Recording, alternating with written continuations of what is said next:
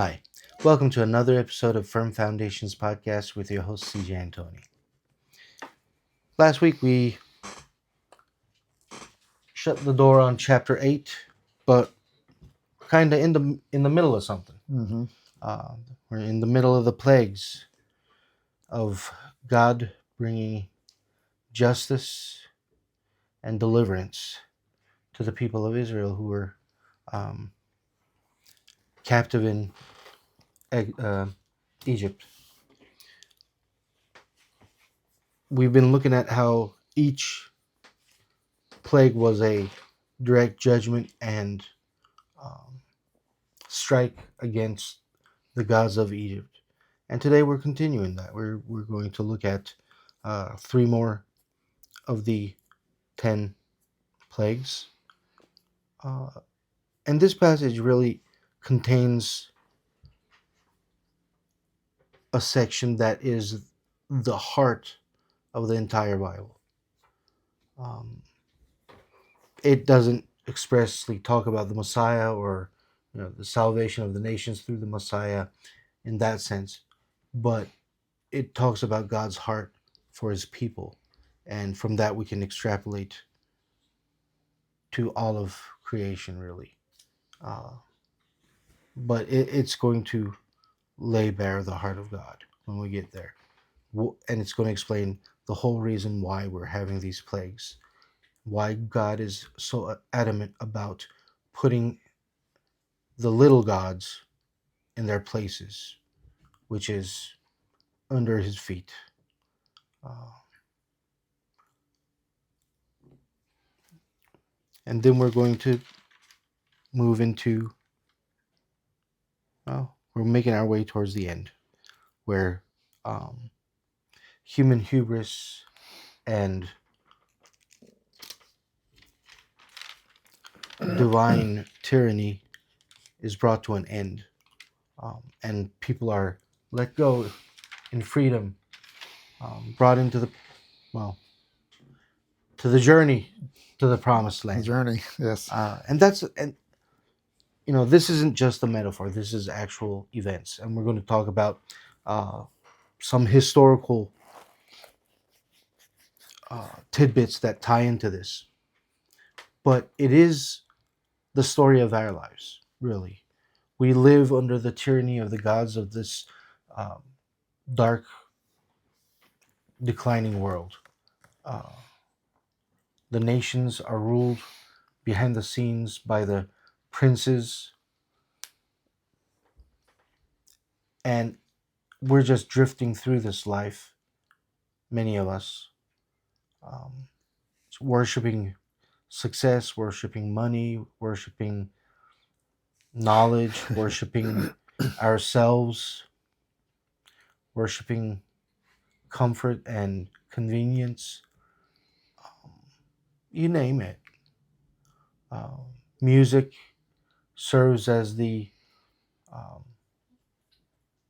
hymns of the fallen gods. Television serves as the priests of the fallen gods. Politicians and reporters alike. And God has something to say about that.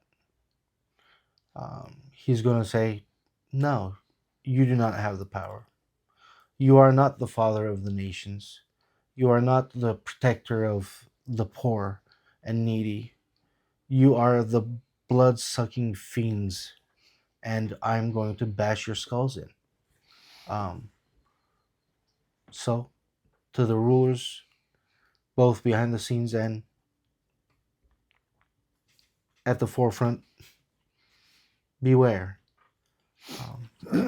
God will not settle for his children, his people, his faithful, to be um, trampled under feet. He is going to liberate us. He's going to bring us out of spiritual exile into spiritual freedom. He's going to bring us to the promised land in Christ Jesus. And this is the perfect time to actually be talking about these, because this is going to come out in a few months. But right now, while we're recording this, we're approaching Passover. And I mean, I didn't, we didn't plan this. And I mean, it's just perfect. Just worked out this way. And I hope this is top of mind. I hope that from now till the time that this comes out, you're thinking about freedom, freedom from this material world, freedom from the forces that rule this material world, freedom to follow the one who is the creator of the heavens and the earth, giver of life, the lover of our souls. I hope that the guy across the street weeding doesn't come through these mics. So if you hear loud humming, it's somebody's doing their yard work. Yeah. Got to make a living. So yeah, we're coming up on number 5 here, the 5th plague. Talk about the patience of God. Yeah. You know, every time, and it's going to happen for the next 4 times. Next 4, 5, 6, 7, 8, 9, 5 times. Yeah. You know, Pharaoh's going to ask for forgiveness. God's going to, I don't know if he really gives him forgiveness. In a sense, he does, because he stops the plague, but he just turns around and gives another one because he's trying to get his attention. Yeah. But he's got so much patience with this man that has kept his people under bondage for so long. But he's never slack in his word. No. He always completes what he starts. And I guess in a way you can say he never gave him a chance. You can't say that. You know, and it just, for us, we see miracle after miracle after miracle of what's going on here. And he's just blinded by what's taking place. And as it says, you know, he's hardened his heart. God has hardened his heart in the sense that he's given this chance. You know, put your toys away or you're going to get a spanking. Yeah. You didn't put them away. Well, I'm going to have to spank you now. Yeah. And you know, same for us. We do something wrong. He's going to let us go for a while. And then he's going to say, okay, that's enough. You know, I've told you time and time again. Now you're going to have to get a little bit of a correction, I shall say, in your life. And, you know, we finally wake up to that point. And so it's not a whole lot of difference between what Pharaoh's doing and what we do at times in our own lives. You know, and sad to say, but we're human. And he understands that. He knows that we're just dumb sheep. And it takes a while to teach us. Yeah. So let's see what the 5th one brings up. Then the Lord said to Moses, "Go unto Pharaoh and tell him, thus says the Lord God of Hebrews, let my people go, that they may serve me. For if you refuse to let them go and still hold them, behold, the hand of the Lord will be on your cattle in your field, on your horses, on your donkeys, on the camels, on the oxen, and on the sheep, a very severe pestilence. And the Lord will make a difference between the livestock of Israel and the livestock of Egypt." So he's separating again. "So nothing shall die of all that belongs to the children of Israel." Then the Lord appointed a set time, saying, "Tomorrow the Lord will do this thing in the land." So the Lord did this thing on the next day, and all the livestock of Egypt died. But of the livestock of the children of Israel, not one died. Then Pharaoh sent, and indeed not even one of the livestock of Israelites was dead. But the heart of Pharaoh became hard, and he did not let the people go. So no more filet mignon, no more leg of lamb. Uh, and as you said it before, this is uh, God showing the gods of Egypt. I'm the top man here. Yeah. I'm the big guy. I'm going to wipe you out. I've just wiped out all of your idols of cattle. And you said there was one god with a head of a cow, and a couple of Yeah. rams. Did you say? Yeah. The so Amun and Knum were ram-headed gods that they're depicted with ram's head on a human's body. Hathor was cow-headed. She was the goddess of fertility and motherhood. Then there's actually two bulls, regular living bulls, that were associated. One of them, um, Apis, was associated with Ptah down in Memphis, and Nevis was in Heliopolis, associated with Ra, especially Atum Ra. And this is how they're depicted. These are the signs of their gods. They're representatives of their gods, and by killing them off, God is saying, "Enough's enough." Just like it says in Psalm 82, "I have judged you. Y'all are lacking. Uh, time's up." Uh, and it's interesting that it didn't just, while this is a judgment against Egypt and the gods of Egypt, later on it's going to become the regularly scheduled twice a day uh, sacrifice in the tabernacle and then the temple. And what are we sacrificing? We're sacrificing bulls, rams, goats, does, and pigeons. And these are not only, some of them are not only the gods of Egypt, but they're the gods of Canaan, the gods of Mesopotamia, or associated with the gods, even associated with the gods of Greece. Um, the bulls, like I said, Apis in Egypt, Baal in Canaan, um, rams again, Amun in Egypt, among other gods. Goats have cultic significance in multiple cultures, Mhm. in multiple religions. Doves and pigeons are associated.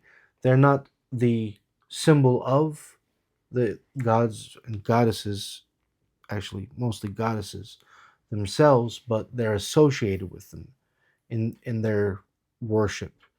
One is Ishtar from Mesopotamia, the other is Asherah from Canaan, and Aphrodite from Greece. Um, it's like God is saying twice a day, "Come here, let me slap you around. Let me remind you who you are. Let me remind you who I am, and know your place." And it was a direct slap in the face of all those who would continue to worship the pagan gods, um, the fallen angels. So yeah, this was a big one. I mean, the crescendo, we normally think that, the major thing is the death of the firstborn, and Mhm. it is. You're right. It is the thing, that the straw that breaks the camel's back for the Pharaoh. But this is the one plague that hits at the most number of gods in the all 10 of them. So it, it's apologetically significant, more significant than the rest of the plagues. You mentioned about that. You know, most of the gods are punished, so to speak. is that the fact that Israel sacrifices these animals continually, is that possibly one of the reasons why the other nations hate them so much, because they're destroying their gods? It could be, even if it's not articulated as such Mm-hmm. in any records. It can't be that the other nations love this. Mm-hmm. It can't be that they look at it and go, whatever. Because they're not like us. We are, in the West, we are very nonchalant. We are very complacent. We are very, like, whatever. We don't, in other cultures, you would never put their holy book on the floor, Mm-hmm. not even wrapped up in something, right? If you go to a Muslim house, the Quran is either on a bookshelf or it has this little purse that it hangs on the wall from. That's it. Like, you would definitely not hold. Or if you're carrying it, going somewhere, you would never carry it by the side below your waist. You carry it up Close here, to your heart. right? Yeah, and that's not just Islam. That's every other religion that I've ever really heard of. Mm-hmm. Like, you show it such reverence, Mm-hmm. and you sanctify the things that are associated with your faith, with your God. We don't do that as much in the West, right? We put our Bibles on the floor.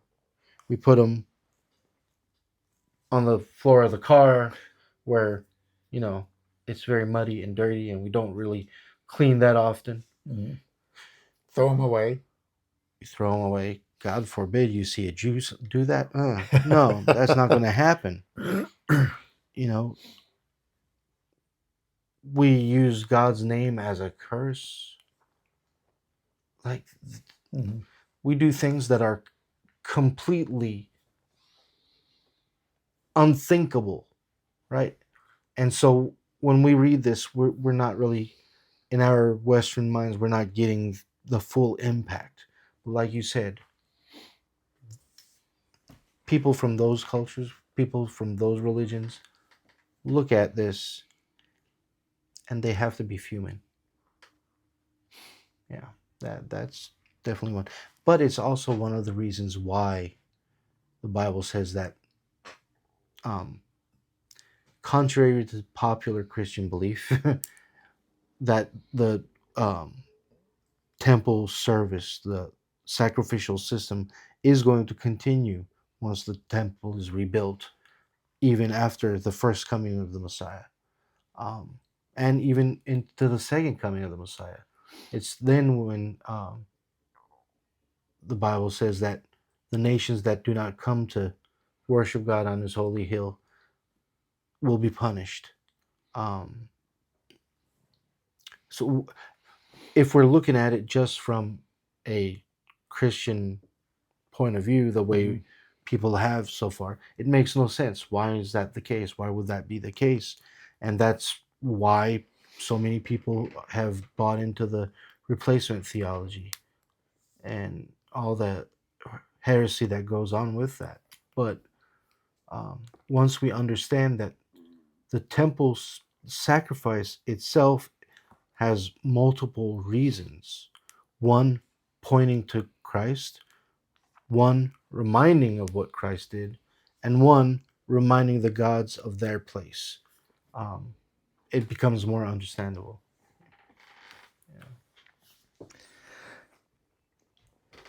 Cool. Right. Because it just, you know, I've actually questioned before, why do people hate Jews so much? And when I see this and what you had just said about, you know, from that point uh, on, from the Exodus on, they've sacrificed all these animals. I was like, well, they're just slapping all these nations in the face, saying your gods aren't nothing. Yeah. And I would assume that would tick them off. Yeah. Yeah. Started that that love-hate relationship with the Jews. You know, they love to hate them. Yeah. So, okay. Yeah. Verse 8. So the Lord said to Moses and Aaron, take for yourselves a handful of ashes from a furnace, and let Moses scatter it toward the heavens in the sight of Pharaoh. And it will become fine dust in all the land of Egypt, and it will cause boils that break out in sores on man and beast throughout all the land of Egypt. Then they took the ashes from the furnace and stood before Pharaoh, and Moses scattered them toward heaven. And they caused boils that break out in sores on man and beast. All the magicians could not stand before Moses because of the boils, for the boils were on their magicians and on all the Egyptians. But the Lord hardened the heart of Pharaoh, and he did not heed them, just as the Lord had spoken to Moses. Mhm. Uh, Now, exactly what is a boil? I mean, I know it's raised sores on your skin, pustules like type things. Uh, was it Job experienced that? Mhm. Uh, had to get a stone and scrape them off, and Yeah. um, it's what would we call those nowadays? What would that be? Uh, Boils? well, I I don't know if mean, there's a specific. You know, I know it's not a pimple, I don't but know. Yeah. um, Yeah, I don't know. even if Some, do they exist right now? I mean, people. When leprosy, was rampant way back, but now it's not as common. I mean, people get in, infections on their skin all over the place Mm-hmm. regularly. Um, there's videos of it on Facebook and stuff. I don't know how people watch those. Sometimes I do too because it's a train wreck. I can't avert my eyes. Like, oh my god, it's so disgusting. Uh-huh. Like, but um, you know, people end up in the hospital with uh, infections. In fact, somebody I knew, or I know, I should say, is in the hospital.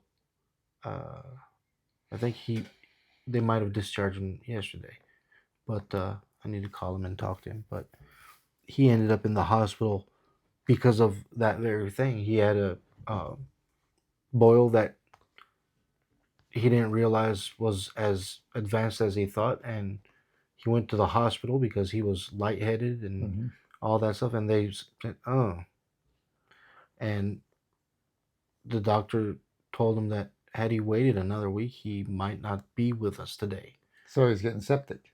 Yeah, he was getting septic from it. Yeah. Um, I asked because I was an EMT for 14 years, and I don't recall ever transporting somebody with something like that. Huh. Uh, I mean, I guess it's more common in places where proper hygiene is a challenge or it's not a practice. mhm. But you know, yeah, that the modern world does have its benefits, but it makes us very soft and weak. Mhm. So now explain, because we talked about that, because I couldn't figure out how this pertained to one of the, I'll call it, lesser gods uh, Uh, on this. um, well, it this one actually deals with three more gods. So Sekhmet was they believe that this god um, could both cause and heal diseases. Imhotep was the god of medicine, and Isis was believed to have the power to heal. So, three gods and goddesses that deal with health, and God is saying, nope, you don't got nothing. You have no power here. That reminds me of one of those memes.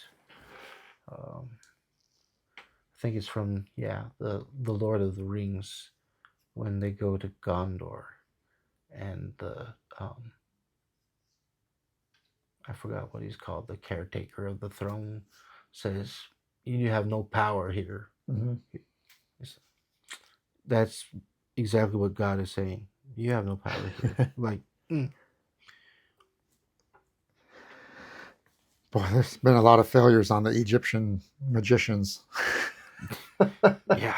They haven't been able to stop Yeah. anything, not And even copy anything after the second plague, right? Second plague? yeah, second plague was the last time they even tried copying. Mm-hmm. But well, they tried copying the third one and then they couldn't. Right. But you know, this one also hits the worship industrial complex, if you could say that, in Egypt, because the magicians, the priests, the whole country is covered from head to toe in boils. And Mm-hmm. guess what?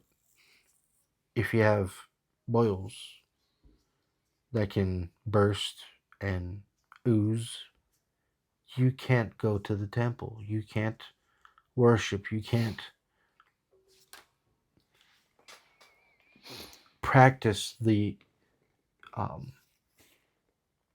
the actual acts of worship. You can't offer the sacrifices. You can't touch the holy instruments. Nothing. Just you're cut off from worship. You're cut off. Not only do your gods have no power, but you don't even have the ability to ask them to heal you. Like there's nothing going on. Nothing. So I think we talked about this before. These plagues that go on, did they last for?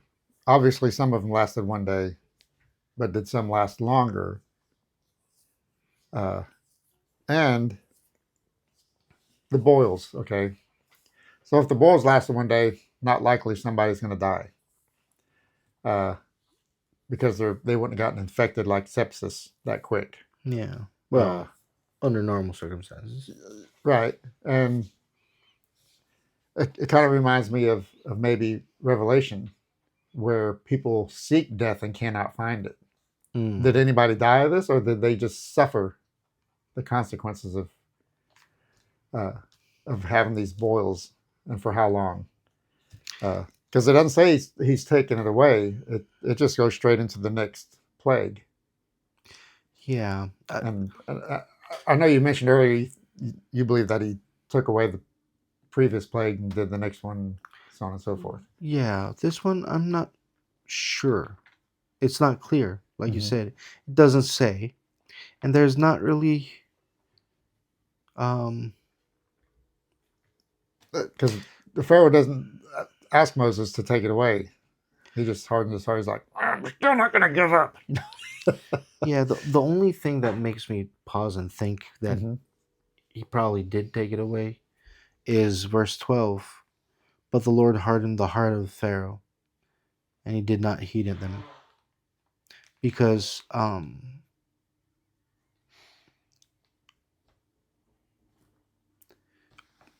every time it says, and he hardened his heart, it's following a conversation in which um, it either openly says or hints at Moses praying on their behalf Uh and huh. God removing Right. the plague. So I'm assuming at this point that when it says, "But he hardened his heart," see what happens is the they they suffer tremendously. Then they ask Moses, like, or they do or they don't, whatever the case. The idea is that they come to that point where they're like desperate, and then it appears or outright says that Moses intervened and God removed the plague, and then he hardened his heart. Mm-hmm. He reneged on his previous pledge to let them go, and I think for that reason the same thing is happening here. It's just odd because it's not mentioned. Yeah, I think this is the only plague that doesn't mention Pharaoh asking Moses to take this away. I think all the others mention Pharaoh saying, "Hey, you know, ask God to take this away from us, and He does. But this is the one that He doesn't mention anything about Pharaoh coming before Moses and asking, saying, "Hey, I did y'all wrong," blah blah blah. But I think there's a couple. So, I mean, the fifth plague we just read. Um,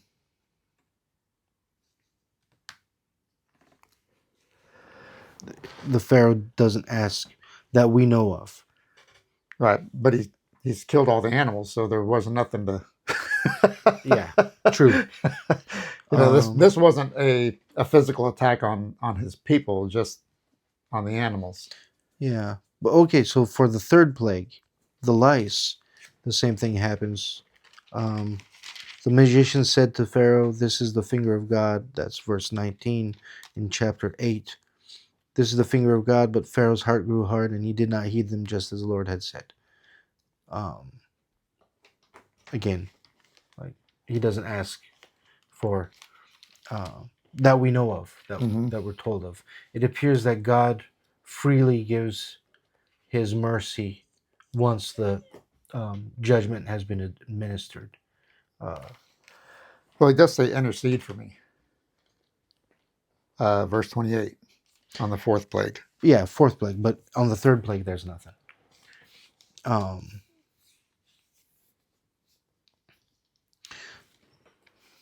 Right, that's true. So So we're assuming that He takes them away and starts the next one. yeah, yeah.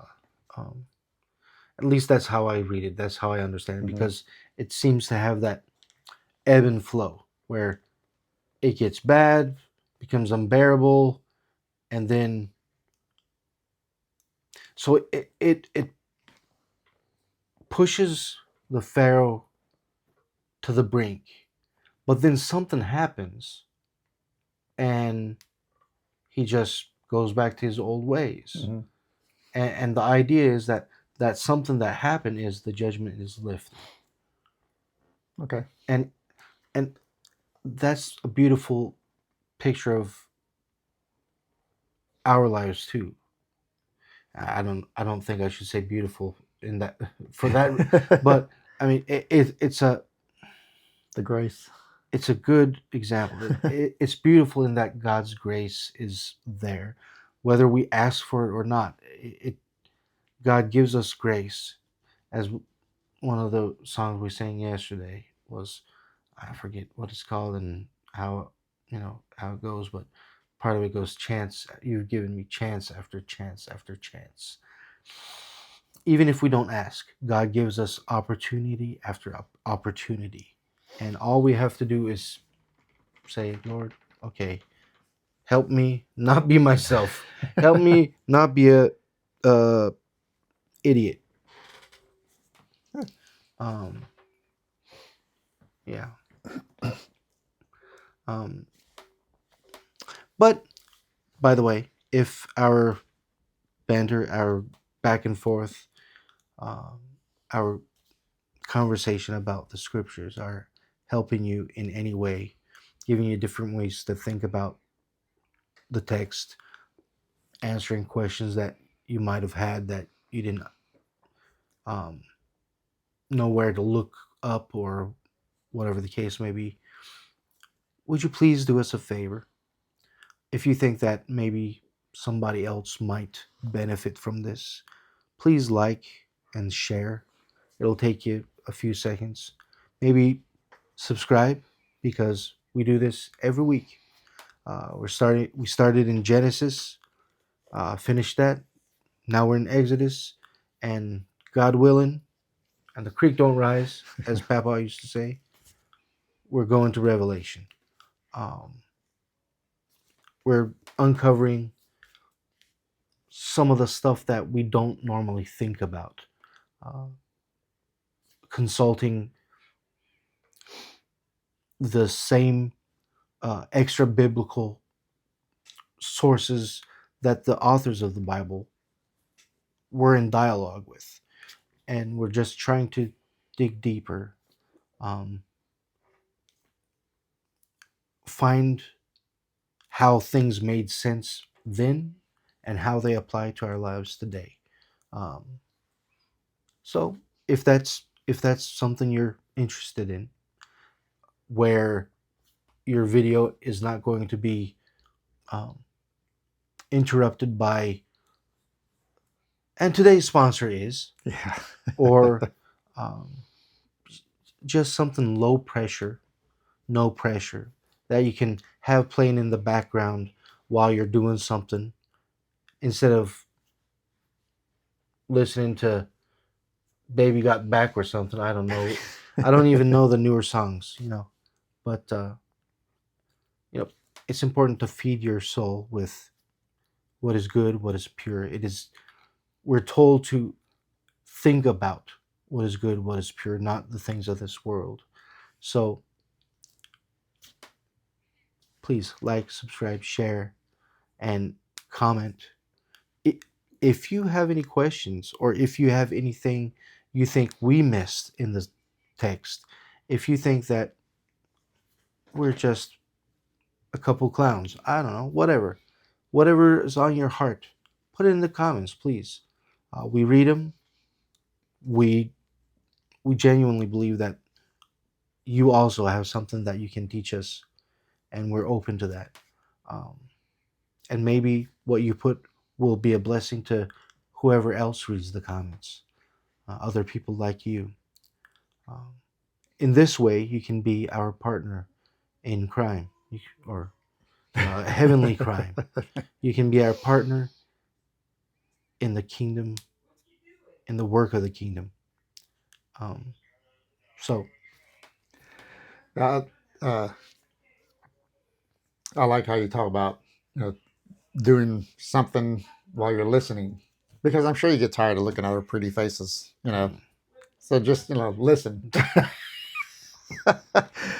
yeah. uh, but yeah, I was telling Sunday school yesterday, or Kingdom Builders, not Sunday school, Kingdom Builders, explaining that my my biggest concern is teaching something that is not biblically correct. Not I would never do it on purpose, but even by accident. Uh, and that concern is because of I will be judged for my teaching, and we will be judged for our teaching to y'all out there. So that's why we always say, if we make a mistake, please let us know, because Yeah. we'll look that up. We're not afraid to be wrong.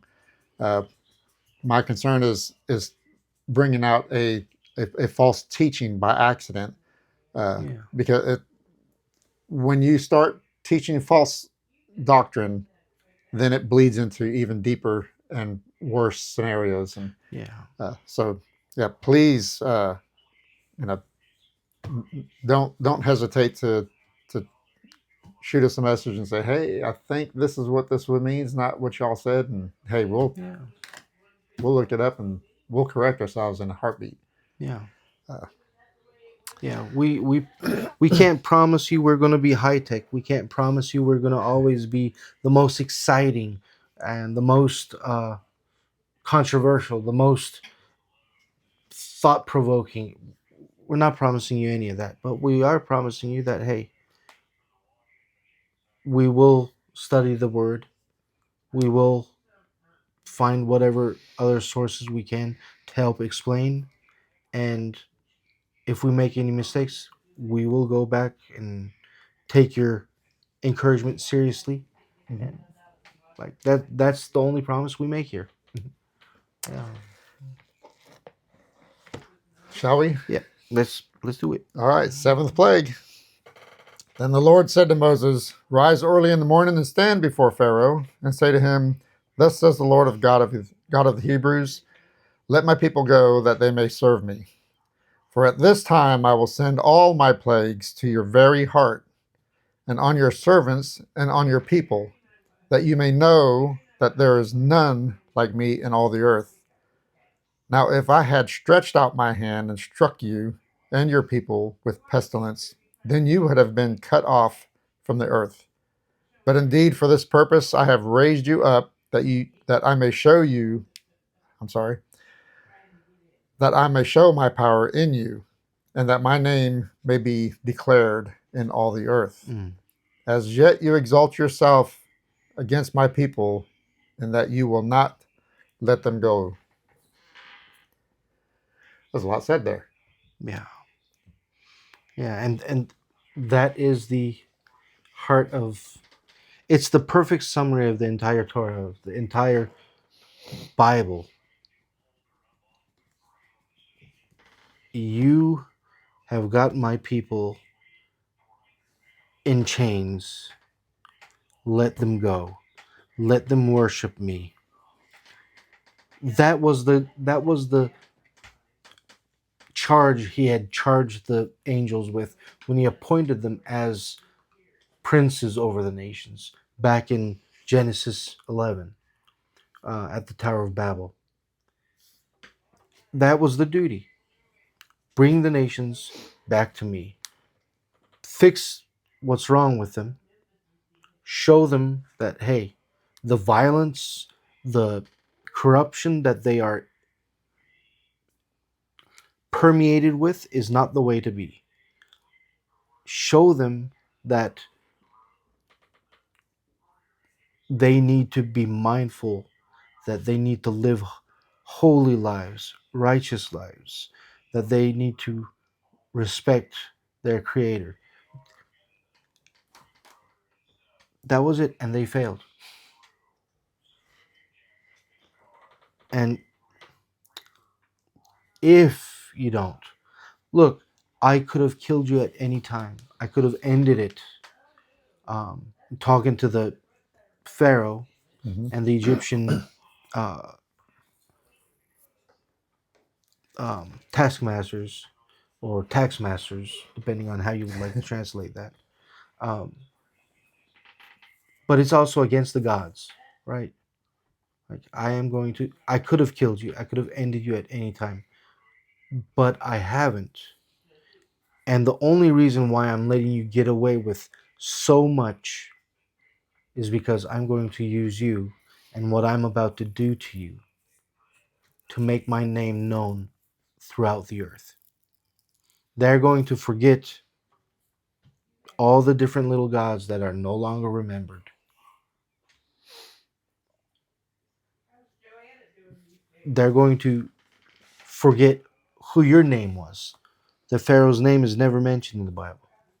We know, thanks to history now, we can go back Mm-hmm. and figure out who was who, but nevertheless, it still stands. You are forgotten. They're going to forget you. My name is going to be made great. Um, Hmm. yeah. It's it's almost like a threat, trying to wake him up. You know, Yeah. uh,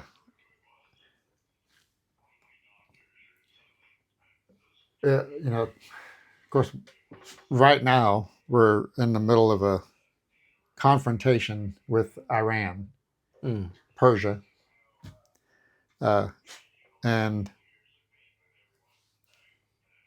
normally Trump gives a type of warning. We're going to do this if you don't do this. And he doesn't always state what day because that'd be ridiculous. Yeah. Uh, and if you don't do this, this is going to happen. And kind of what God is, what it's showing here. If you don't do this, this is going to happen. If you don't do this, this is going to happen. Yeah. Uh, and I'm sorry, one second. oops, Today is the day forgot the of silence. phones. Yeah, I hate to do this. that's International okay. call. I'll have to call him. Oh, um, but we don't. We have a tendency, just like Pharaoh, that we don't listen to warnings. We're just like, yeah, okay, you know. And I'm sure, like Iran is like, yeah, okay, you're gonna strike us, and then we do, and then they get mad, and of course they retaliate, but they never say anything about what they're gonna what they're gonna do. They just do it. So a little bit of difference, between the two sides.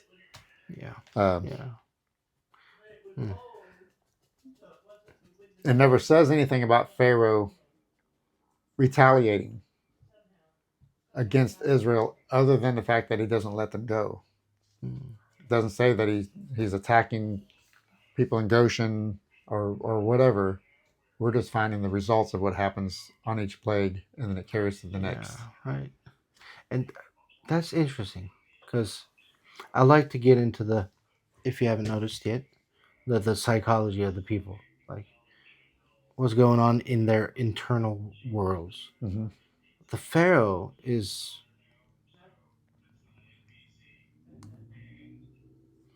like you said, there. If I was Pharaoh and one of my subjects came to me, the first time I might not really say much. I find it amusing, make fun of them, send them away. Come back again, I might, I might, you know, cut a zero for something. I don't know.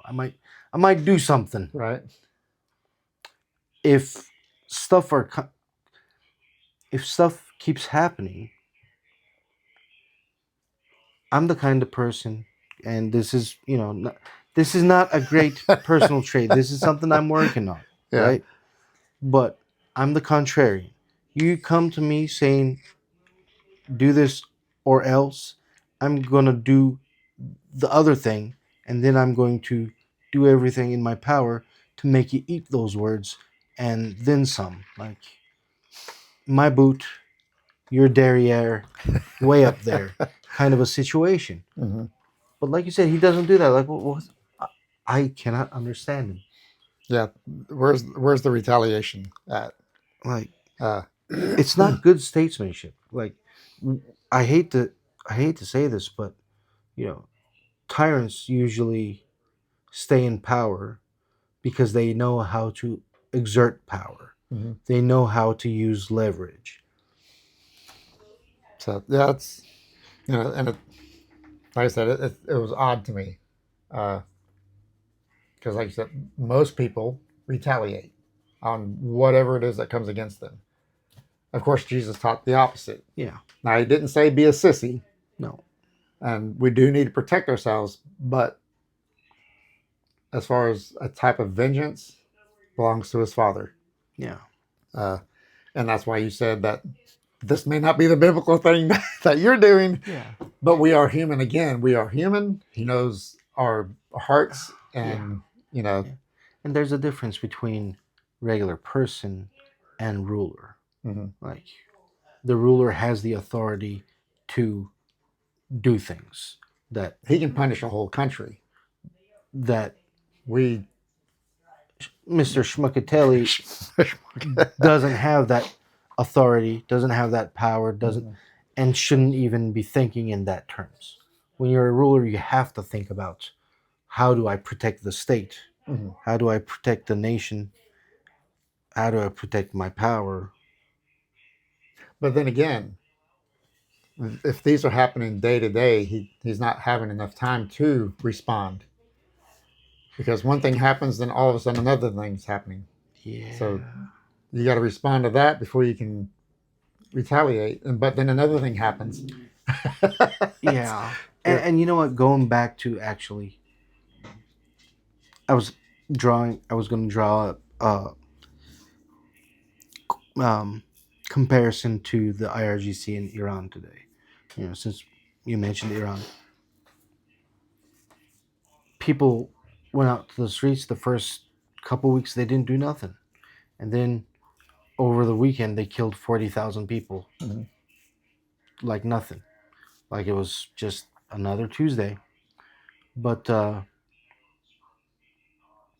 thinking about it, this is actually a good example, because the estimate is that people that actually support the IRGC, the Islamic occupiers of Iran, are only about 5% of the population. 95% are not happy. In Egypt, we talked about it a few weeks ago, the population estimate is about 5 million people, up to 5 million people, and 3 million of them are either Jews or the people that left Egypt with Jews. So that's a 3 million to 2 million. There's a imbalance in the numbers. Mhm. So if you start killing people and people revolt, it might not end up well. And perhaps that's what he's thinking about. Maybe he thinks, let me just humor this guy, string him along for a while, Mhm. and it'll fizzle out after a while. When the people say that nothing's happening, they'll just give up and he'll go away. Maybe that's what his thought process. Mm. But uh, so I read it somewhere on the news, but they were saying that the people in Iran, the ones that are backing them, are the rich people. They have everything they want. They like the way the country's being run because they've got money. Well, I Could be mean, true. But the ones that are revolting, they're the ones that are suffering more than anybody else in that country. I mean, yeah, and I guess the way that the leaders look at this, like they're nobody. They're just peasants. yeah, they Yeah. don't care. I mean, half of them aren't even actually original Persians. They came from Arab countries, and even they don't have enough manpower, so they imported within the last few weeks Shia militia from Iraq. Who So, knew biblical stories or events have modern equivalents? hmm yep. God is still saying, "Let my people go." Okay, we are on verse 18. Behold, tomorrow about this time I will cause very heavy hail to rain down, such has not been in Egypt since its founding until now. Therefore, send now and gather your livestock and all that you have in the field, for the hail shall come down on every man and every animal which is found in the field and is not brought home, and they shall die. He who feared the word of the Lord among the servants of Pharaoh made his servants and his livestock flee to the houses. But he who did not regard the word of the Lord left his servants and his livestock in the field. Then the Lord said to Moses, stretch out your hand toward heaven, that there may be hail in all the land of Egypt, on man, on beast, and every herb of the field throughout the land of Egypt. And Moses stretched out his rod toward heaven, and the Lord sent thunder and hail, and fire darted to the ground, and the Lord rained hail on the land of Egypt. Um, so, real quick question here. Hmm. Telling them to get their livestock in, but all the livestock was dead. So, the only conclusion I have on that is since Goshen didn't lose anything, that Egyptians may have went there to buy more animals to have and brought them over, Could be.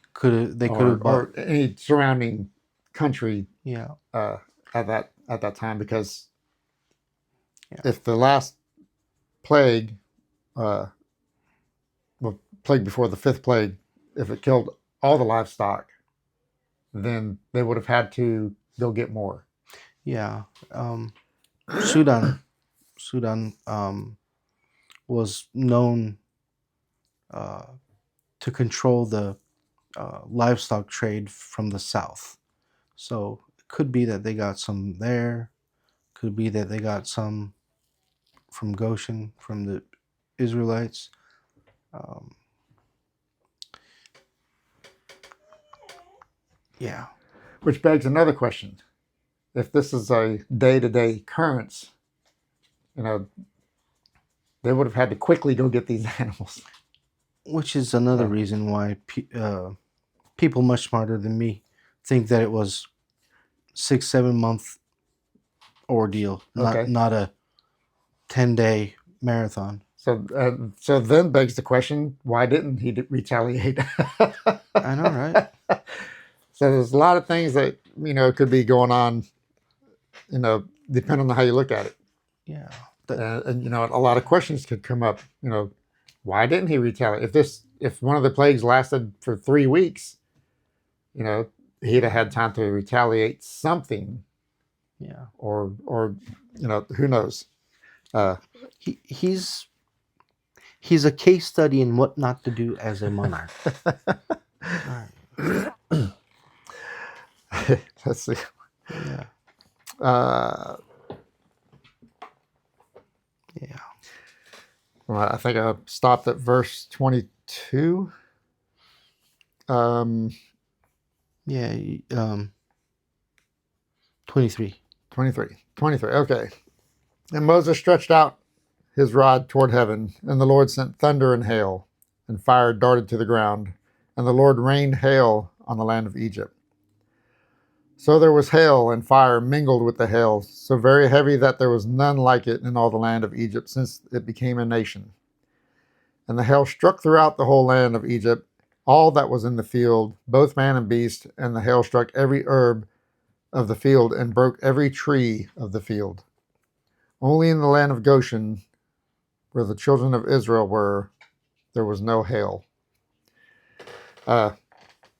Now you had explained to me earlier about volcano eruption.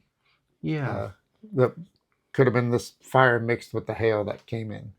Yeah. So there's a question about the dating of it. So let's walk through it, I guess. In the second millennium before Christ, um, towards the middle, there was a major volcanic eruption on the Isle of Santorini, uh, known as the um, Thera eruption.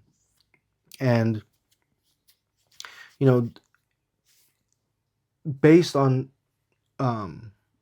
ice core samples from Greenland, they estimate it was somewhere around 1628 to 1600, right? But we're in 1446. Interesting thing is, Egyptian records seem to indicate that it was between 1550 and 1500 BC. But knowing that our climate models are not perfect, and knowing that our um, knowledge of Egypt is not perfect, that there are, in many cases, um, the way we date Egyptian uh, chronology is off. We know that. That's why there's high chronology, low chronology, mid chronology, so on and so forth. I'm I'm suggesting that something like that is happening here, where uh, the ash, the soot, the stuff that they're measuring in the uh, ice cores are not reaching Greenland right away. They're lingering in the air, um, not accumulating as fast as There one could be would so many expect. variants in these things. Yeah. And as a weather person, you Snowfall, know better. Yeah. snowfall, rainfall, winds. And it could vary things. Yeah, Uh, and the Egyptian sources, I think, they're dated a little off too. Um, at, we know they are. It's just in which direction, right? I'm proposing that they're about 50 years left of what they should be, and it's really probably happened around 1446. Um, it makes sense. It's what explains the text easiest. I mean, yeah, we could say, oh, it was a miracle and let it be, but we know that God often uses the very laws of physics that He's put into motion. mm-hmm. He just times it right. And, Imagine that. are there miracles? Yes. Do we believe in miracles? Yes. I have seen them with my own very eyes. Um, but I think in this case, when there is an explanation right there within roughly the ballpark and scientists can agree that it's within the ballpark, um, plus or minus a few decades wiggle room. Mm-hmm. If we're being intellectually honest, this is the explanation. The Santorini volcano destroyed um, a lot of vegetation. It caused a major uh, climactic events, and it would only make sense that the fire and the soot coming down, the brimstone coming down, would be from that eruption. I'm good with it. I'm good with a miracle. Either way, Yeah. God has it under control, and He uses, like you said, the physics that He created, Yeah. and He already knows the timing of everything that's going on. So Yeah. And that's the miracle, right? That the miracle is in the fact that he orchestrated things. when He created, Like, meow. I don't know why. I just love that sound. yeah. I'm sorry, y'all. Okay. Verse 27, and the Pharaoh sent and called for Moses and Aaron and said to them, I have sinned this time. The Lord is righteous, and my people and I are wicked. Entreat the Lord that there may be no more mighty thundering and hail, for it is enough. For it is enough. There we go. I will let you go, and you shall stay no longer. I'll finish the rest in a little bit here. Yeah. So, you and I disagreed a little bit. Yeah. Where I don't think he was sorry. It was all right, I need to just say this just to get this stopped. Yeah. I sinned, Yeah. I think he was being, what was the word I used? Sarcastic? Sarcastic, yes. I think he was being sarcastic. Hey, all right, I did wrong. You got me. Yeah. But you feel that he was being sincere. Well, yes, but I don't think we're that far apart. Like, I don't think it's a exact disagreement here, because I think that on one hand he sincerely, like, he had enough. In the moment he was like, oh God, this, I can't tolerate no more. But it was fleeting. It wasn't like, and obviously it's fleeting, right? But Right. it wasn't a deep conviction.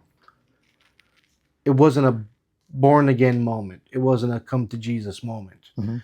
So, like you said earlier, a bedside confession kind of thing. Like, it's like, I think it's bad, so let me buy my life insurance. Right. But I wouldn't go as far as to say that it was sarcastic. I think it was serious when he said, like, I'm like, this is a bit much. I can't. And in fact, we were talking about the Hebrew there. It's not a bit much. It's like way too much, because normally there's a couple ways you can say enough in Hebrew, right? One is die, like as in the famous Passover song, Dayenu, enough for us, and that word means sufficient, like it meets the requirement. No more is necessary. It's just perfect, kind of. But here it says Rav, which means great, many, much, and it's the same word where we get um, rabbi from, right? Today in Hebrew, you don't say rabbi, you say Rav, um, and it comes from the meaning of being um, above and beyond of what was necessary. Like, so when you say rabbi, it's like person who has way more knowledge above and beyond, deserving of respect above and beyond what I would give a normal person. That kind of a connotation. And here, it when he says it's enough, he's saying it's too much, is what he's saying, really. So it's a bit of a translation issue there. So because of that, I think that he was sincere, but not sincere enough. Mm-hmm. Uh, Again, like so many people I know, like myself sometimes, if we're being honest, you know, say you're sorry, but then you go and do the same thing again because you were careless, you didn't think, you're so set in your old ways, trying to teach an old dog new tricks. It's yeah, Yeah, I think it goes along with somebody receives Christ, turns from their ways, but on occasion turns back, and it's not because of the desire to do that, but out of habit. We do a lot yeah, of things out of habit. We return to a sin out of habit. Uh, Alcoholics. Hey, they've been on the wagon for 2 years. They had a glass of champagne. It's probably, for me, it would be they weren't thinking. And personally, I don't think that's a big deal. Doesn't mean that they've just failed for having a glass of champagne or beer or whatever. But that's what it's portrayed as. But it's yeah, they fall back a little bit, but it wasn't a complete failure. yeah, uh, and we do that, and God knows, like we were talking about the show The Chosen, people falling back, or the show that portrays everything happening is out of sequence. It's okay, it's out of sequence, as long as you understand the sequence of yeah, things happening. Uh, yeah. I mean, there's something in here we could talk about deliverance, right? That's where it goes to. mhm. The why do we fall back into old habits? It's because there's chains that are not broken. There's um, spiritual influences that have not been dealt with, or that have been dealt with, but then the roots of freedom have not fully um, grown into the soil yet, so that um, when the wind blows, the tree of freedom wavers a little bit, and you know, alcoholism is a good example. Drugs in general are a good example to that. Sexual issues are another good example of that. Um, the difference is, when a believer does that, momentary lapse of judgment, their salvation is not lost because they did that. Um, they haven't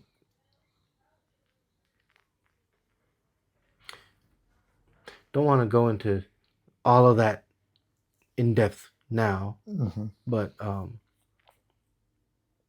the Pharaoh was not a believer. He saw God's power. He experienced it firsthand, and he was impressed by it, just not impressed enough. And I think that's the main difference between a believer and Pharaoh, right? Oh, yeah, it's very good. Yes. All right, we'll finish up here at verse 29. So Moses said to him, "As soon as I have gone out of the city, I will spread out my hands to the Lord. Thunder will cease, and there will be no more hail, that you may know that the earth is the Lord's. But as for you and your servants, I know that you will not yet fear the Lord God." Now the flax and the barley were struck, for the barley was in the head, and the flax was in the bud. But the wheat and the spelt were not struck, for they are late crops. So Moses went out of the city from Pharaoh and spread out his hands to the Lord. Then the thunder and hail ceased, and the rain was not poured on the earth. And when Pharaoh saw that the rain, the hail, and the thunder had ceased, he sinned yet more, and he hardened his heart, he and his servants. So the heart of Pharaoh was hard, neither would he let the children of Israel go, as the Lord had spoken by Moses. So even Moses is onto his little tricks. It's like, I know you're not going to let us go, but I'm going to go out there and, speak a word. And Yeah. I'll, you want to keep playing this little game. You just want more punishment. Yeah. We got 2 more to go before the big one hits. And he's losing everything in his country for his country just to survive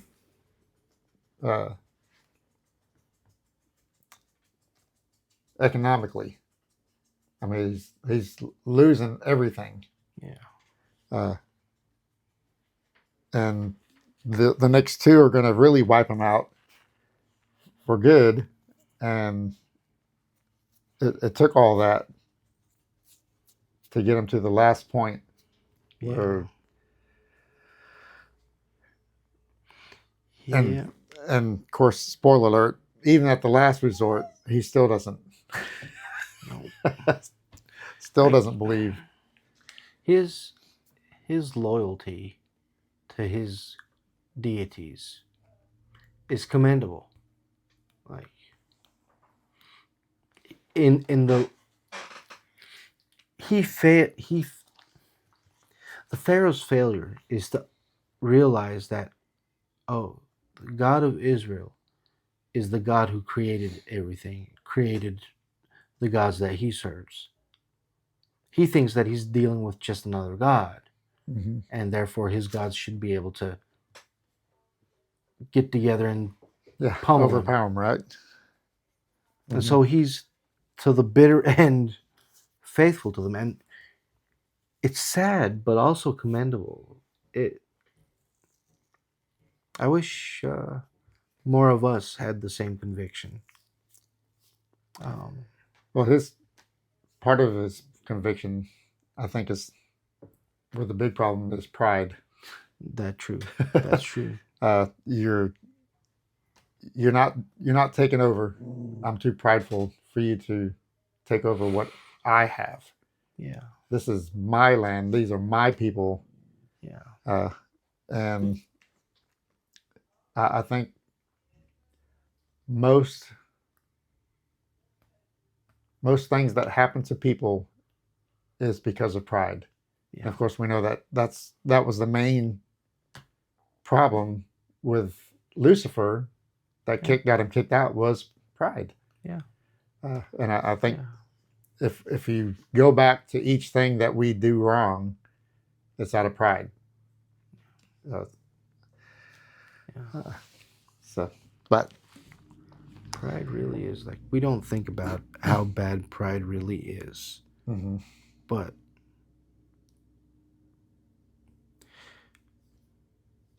yeah. So, guess next week we'll hit up 8th and 9th plagues. Maybe we'll even get into chapter 11. That's only 10 verses. It's super short. And then we'll... Here it comes. Get to, like, it's going to be great. And then it's going to, again, like, if y'all haven't noticed, like, go back, watch our videos on Genesis, and then watch these and compare my energy, as they say. Like, I love the Word of God. I just hate our human weakness. Let's put it like that. And I hate seeing people doing the same ridiculous stuff again and again. It just saps all the energy out of me. I'm um, but yeah, things get good, things get bad, things get good, things get bad. It's going to be like that for a while, a very long while, Yes. a very long while. Throughout 1,189 chapters. Um, but we're happy to have you along for this journey with us. As we said earlier, sincerely, um, lend us your voice, lend us your wisdom, lend us what the Lord has taught you. Ask us. If we don't know the answer, we'll find something. We'll figure it out. We won't just pull a rabbit out of the hat. Um, but yeah, uh, I hope you're as blessed as we are. Um, at least I am, going through the Word of God, thinking about stuff, um, turning it into a mirror to see where I'm messed up and where I need the Holy Spirit to move and work inside me. Um, it's good stuff. Painful, but good. Anything that's worth it is painful and it is good. As my beloved Corey always says, pain is weakness leaving the body. Um, spiritual pain is spiritual weakness leaving your soul. Um, and you drawing closer to the Lord and the Lord welcoming you with open arms. So, if you would like to remind us, yes, if you would like for us to advertise for you free of charge, always free of charge. We've never asked for money, and we prefer you not to send money. But if you'd like to send a shirt or a hat that's got your church or synagogue logo on it, or if you'd like us to just simply read something off a card saying who you are, where you're at, your location, we'd be more than happy to do that, just so that people visiting your area could perhaps stop by and see what y'all are about. We do not cater to Jehovah Witness. We do not cater to Mormons. We do not cater to Satanic or anything of those natures.